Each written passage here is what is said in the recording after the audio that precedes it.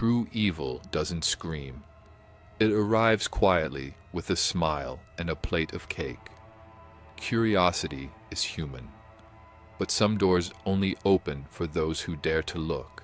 Jason, 26, is a solitary software developer living in a small American town. One Friday evening, he gets an invitation from his friend Mark, who's just moved into an old house outside town near the woods. "Come stay the weekend, check out my new place," Mark says. Jason, fond of quiet getaways, agrees and drives over. The house is wooden, 2 stories, a bit worn but livable. Mark opens the door, lets Jason in, and the evening passes with casual conversation. The next morning, there's a knock at the door.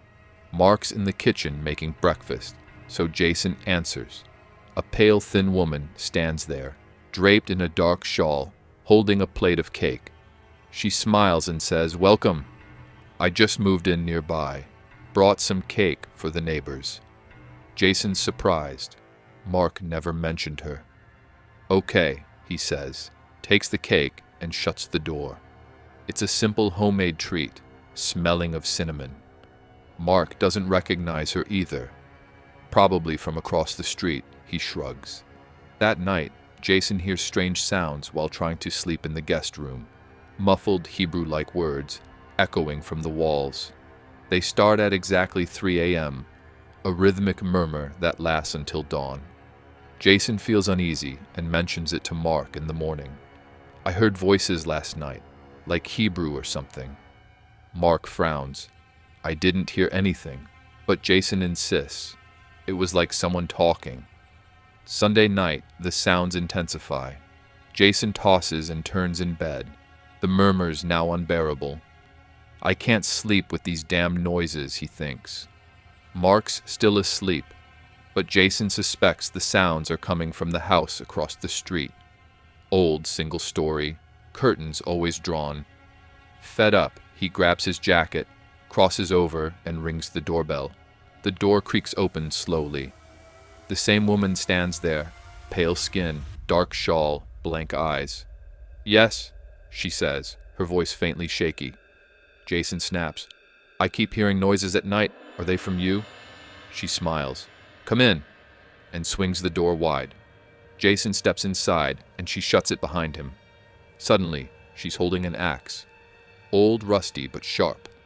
Before Jason can react, she swings it without a word. The blade sinks into his skull with one blow. Blood splatters, and Jason drops dead on the spot. Mark wakes up the next morning and can't find Jason. His car's still there, but the door across the street is ajar. He calls the police. When the team arrives, they find Jason's body inside the opposite house. Axe in his head, blood congealed. A nearby street camera caught it all. Jason walks up, rings the bell, the woman opens the door, lets him in, and moments later strikes him with the axe. She's clearly seen leaving the house, but then the footage blurs and she vanishes. The investigation reveals a shocking truth. No one's lived in that house. According to property records, it's been vacant since the 1980s. No electricity, no water, no tenants. Neighbors swear it's been abandoned for years. No one knows the woman. The camera footage shows her plainly, but she doesn't exist in town records. No name, no description. The police run her face through databases, but nothing matches. Jason's death looks like a clear-cut murder, yet there's no killer. Mark tells the police Jason complained about Hebrew-like noises. They search the house and find faint Hebrew scribbles on the walls, ritualistic prayers, jagged and unclear, as if scratched by fingertips. Town rumors whisper of a woman who lived there in the 70s, a cult member said to summon demons. She'd bring cakes to neighbors, then use them in her rituals. One night she disappeared and the house was deemed cursed. But there's no official record, just gossip. The police dig deeper. Under Jason's blood, they find a shard of an old cake plate. Cracked, dusty, still faintly smelling of cinnamon. The footage is reviewed again. The woman's face is clear, her movements natural, but her disappearance defies explanation. The case closes as unresolved. Jason's body is sent to his family, and the house is sealed off. So tell me, why do you think she killed Jason? Was she a curse from the past, a forgotten soul, or someone who never existed at all? Share your thoughts in the comments. A newly moved-in family, Mom Lisa, Dad Tom, and their 8-year-old son Ethan, is trying to settle into a quiet neighborhood. During their first week, they meet some neighbors, and everyone seems friendly. One morning, there's a knock at the door. Lisa opens it to find a middle-aged, slim woman, her hair neatly tied back, her eyes slightly distant. "Hi, I'm Janet from across the street. It's my little boy's birthday, and I'd love for Ethan to come to the party," she says with a smile. Lisa replies, "That's nice, thank you. We'll come by this evening." That afternoon, Ethan gets excited. "Mom, I want to go to the party. Can we go now?" he pleads, his eyes shining. Lisa hesitates. She doesn't really know Janet and feels tired, but Ethan's insistence wears her down. Just then, the doorbell rings again. It's Janet. "The party started. Let me take Ethan now. You can join later," she says, her voice oddly rushed. Ethan tugs at Lisa's arm. "Come on, Mom, let's go."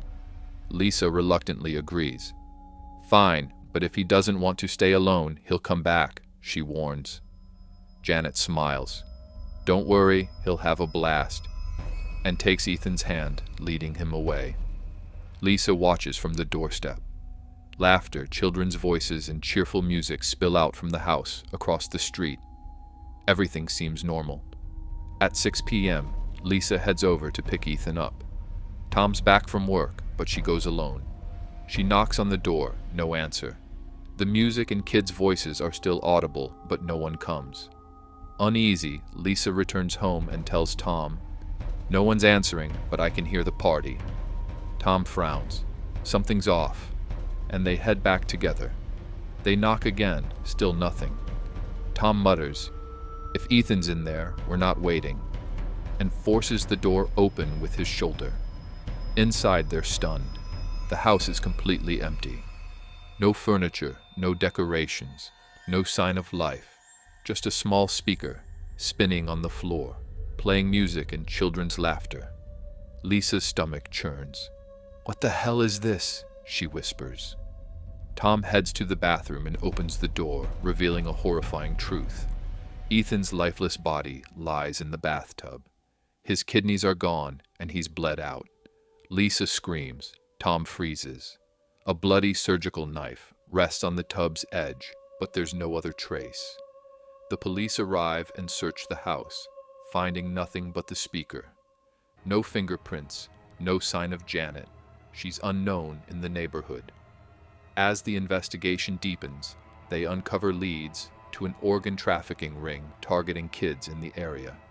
Similar disappearances have happened. Children lured with party excuses. Their organs harvested, bodies dumped. Property records show Janet's house has been vacant for years. No one's lived there.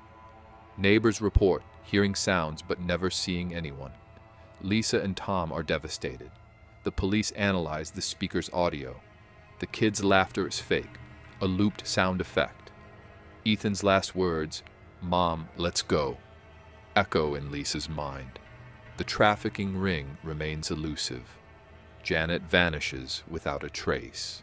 Never send your child alone to a neighbor's house. Sometimes, what waits behind the door isn't human. That's why I told you this chilling story.